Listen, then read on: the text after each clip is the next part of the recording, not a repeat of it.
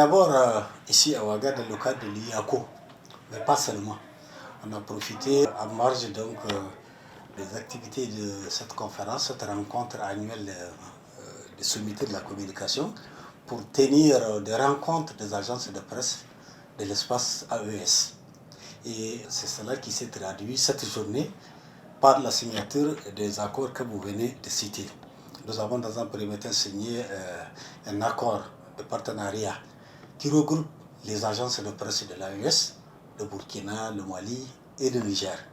Et par la suite, nous sommes passés à des accords bilatéraux. Pour le cas du Niger, par exemple, nous avons signé un accord de notre agence de presse, agence nigérienne de presse, avec l'AIB. Concrètement, comment ça va se traduire et quelle est la plus-value, comme vous le dites, de ces accords-là? Ces accords nous permettent de briser les frontières. Nous n'avons plus de frontières. Même si avant, il y avait des accords, mais de partenariat, je vais dire, mais de manière informelle. Cette fois-ci, nous avons formalisé les choses.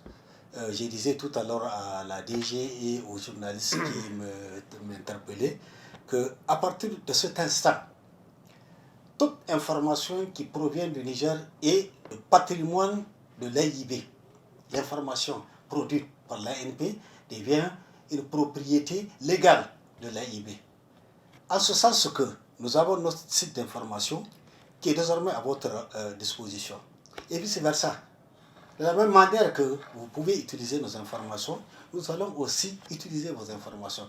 Parce que avant, en l'absence de ce cadre juridique de partenariat, on échangeait les informations. On prenait vos informations, vous prenez nos informations.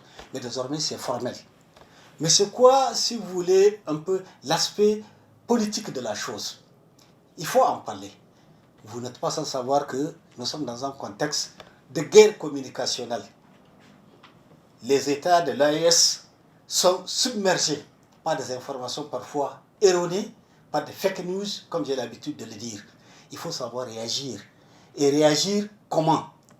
En changeant de paradigme, en changeant de stratégie pour la défense de nos États, pour la visibilité des actions de nos États. Donc cet accord entre les agences de presse de l'AES met désormais en commun, il mutualise nos efforts, que nos informations n'ont plus de frontières. Nous allons uniformiser nos informations pour préparer la riposte et mener des attaques appropriées. Parce qu'on nous impose une situation que nous n'avons pas choisie. On nous impose une guerre de communication. Il faut nécessairement y faire face. Ce sont nos États qui sont attaqués de partout.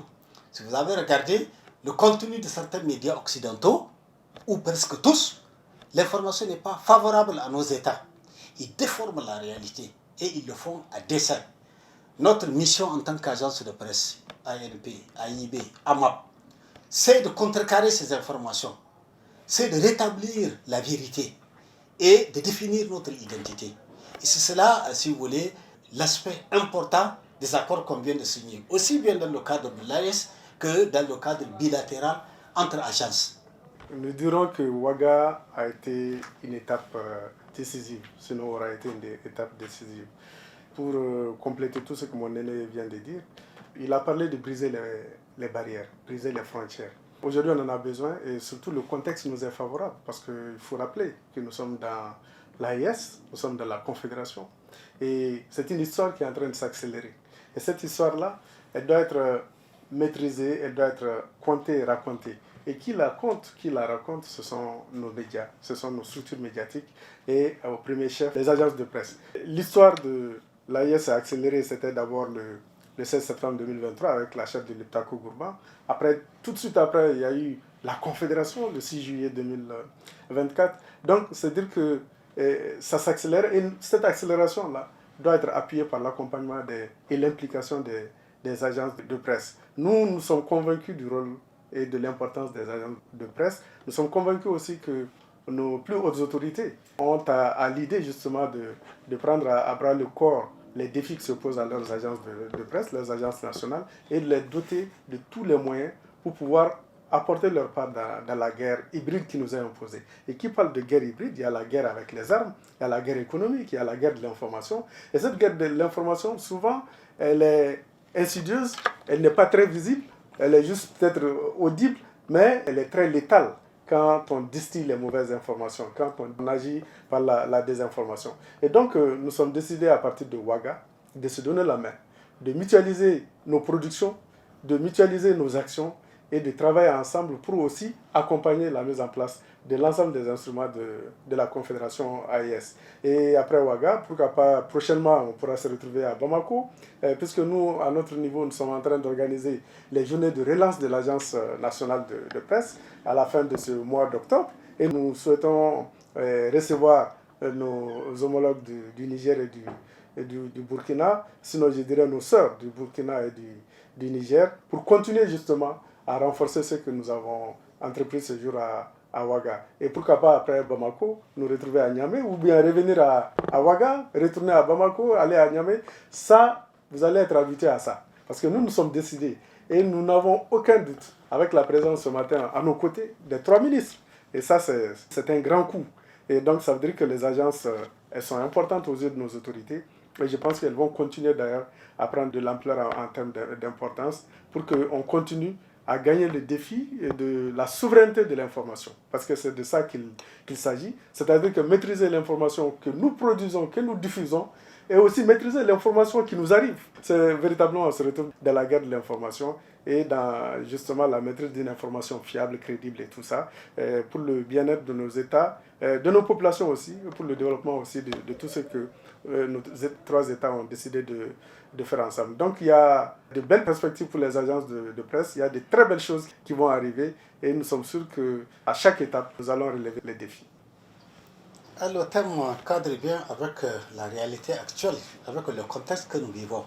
Parce que déjà, hier, nous avons suivi certains panels qui parlent un peu de l'influence de l'information sur l'espace géographique AES. Et nous avons suivi d'autres panels qui parlent de moyens de lutte dont nous pouvons nous donner pour nous défendre. On a parlé de cas de cinéma, par exemple. Et oui, le cinéma, on a suivi beaucoup de projections, de cinéma révolutionnaire, de cinéma de gauche, qui protège l'information provenant de nos pays, par exemple. C'est donc des œuvres engagées que j'ai suivies. Et tout ça, de manière résumée, le style est le même. Comment mener le combat qui nous est livré? Comment connaître notre identité à l'autre? Comment faire en sorte de dire à l'autre que non, ce que vous dites sur nous est faux, il n'est pas vrai. Voilà, nous sommes mieux placés que vous pour dire qui nous sommes.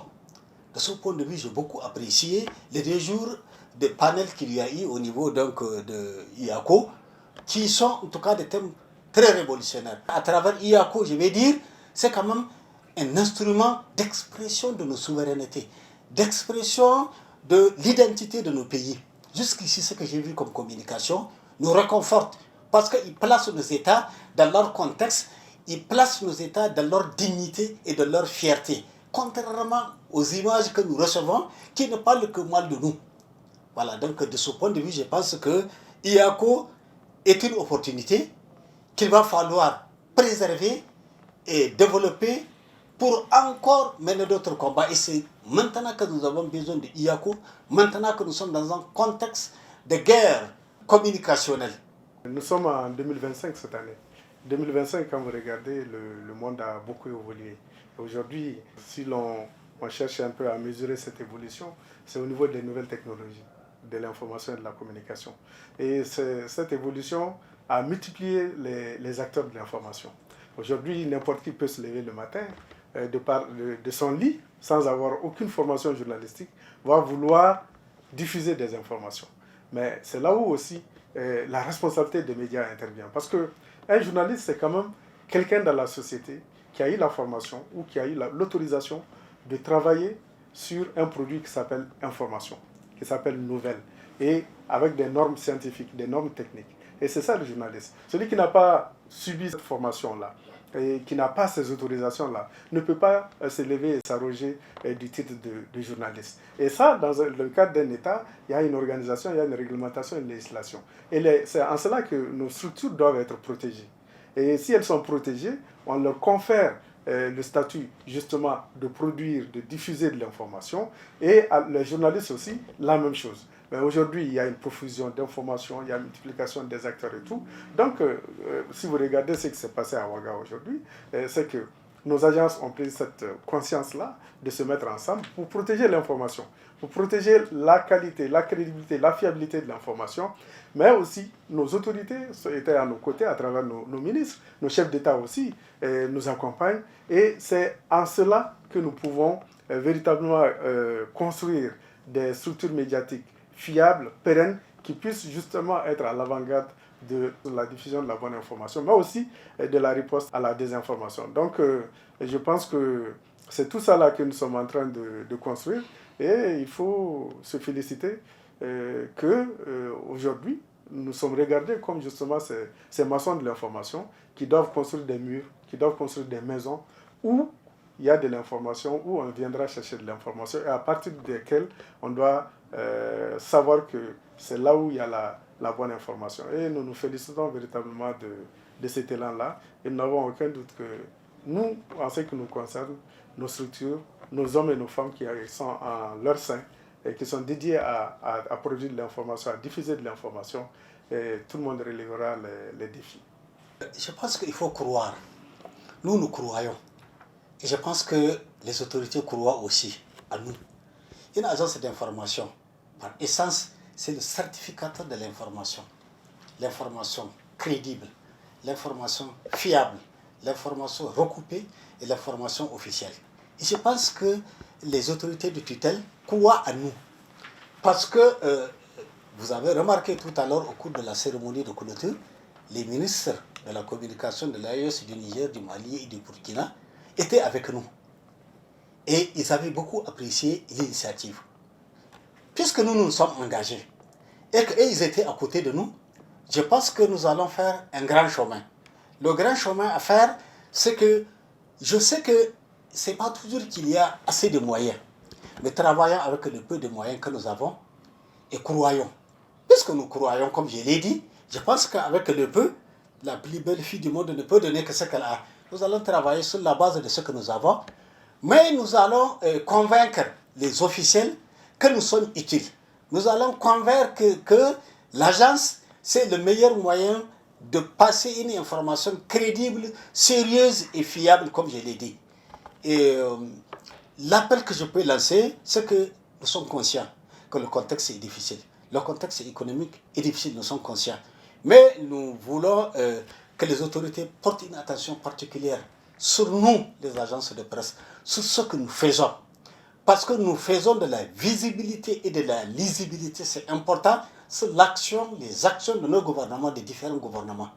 Donc celui qui se donne cette mission, il faudrait l'accompagner. Et j'imagine qu'ils vont nous accompagner. Ça a commencé un peu partout dans nos États. J'ai discuté tout à l'heure avec la DG de l'AIB que en quelque temps, en tout cas, vous avez conquis beaucoup de terrain. Et c'est notre cas au Niger. Les autorités militaires nous ont compris quand on a fait l'exposé. On a parlé de la mission d'une agence d'information. Ils ont monté, ils ont, si vous voulez, revu à la hausse la subvention d'exploitation qui était allouée à notre agence. Je pense que c'est un bon début. Ça nous a mis déjà à l'abri de certains besoins. Alors, je voudrais finir pour dire, évitons le doute. Le révolutionnaire dit, le doute, c'est ça qui crée la confusion. Et la confusion tue tout. Alors, nous n'avons pas de doute. Nous sommes convaincus. Nous sommes engagés. Il suffit simplement qu'on nous aide et nous allons, en tout cas, produire un résultat appréciable. Et je pense que je suis très optimiste que nos autorités nous ont compris. Au Niger, au Burkina, au Mali, c'est un élan. C'est en tout cas une relance de nos agences de presse, c'est à laquelle que nous assistons. Et je pense que les premiers résultats sont positifs. Et je pense que nous allons en tout cas aboutir à l'objectif. Merci.